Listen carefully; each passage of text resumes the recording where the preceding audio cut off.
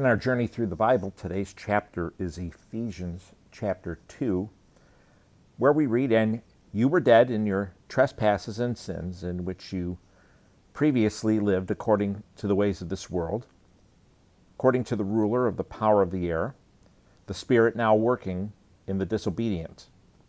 We too all previously lived among them in our fleshly desires, carrying out the inclinations of our flesh and thoughts, and we were by nature children under wrath, as the others were also.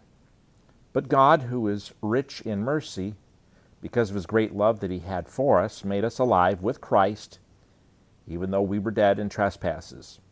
You are saved by grace. He also raised us up with him and seated us with him in the heavens in Christ Jesus, so that in the coming ages he might display the immeasurable riches of his grace through his kindness to us in Christ Jesus. For you are saved by grace through faith, and this is not from yourselves. It is God's gift, not from works, so that no one can boast.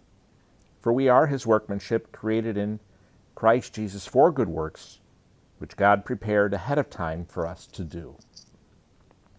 So then, remember that at one time you were Gentiles in the flesh, called the uncircumcised by those who are called the circumcision, which is done in the flesh by human hands. At that time you were without Christ, excluded from the citizenship of Israel, and foreigners to the covenants of promise, without hope and without God in the world. But now in Christ Jesus, you who were far away have been brought near by the blood of Christ. For he is our peace, who made both groups one and tore down the dividing wall of hostility. In his flesh he made no effect of the law consisting of commands and expressed regulations, so that he might create in himself one new man from the two, resulting in peace. He did this so that he might reconcile both to God in one body through the cross, by which he put the hostility to death.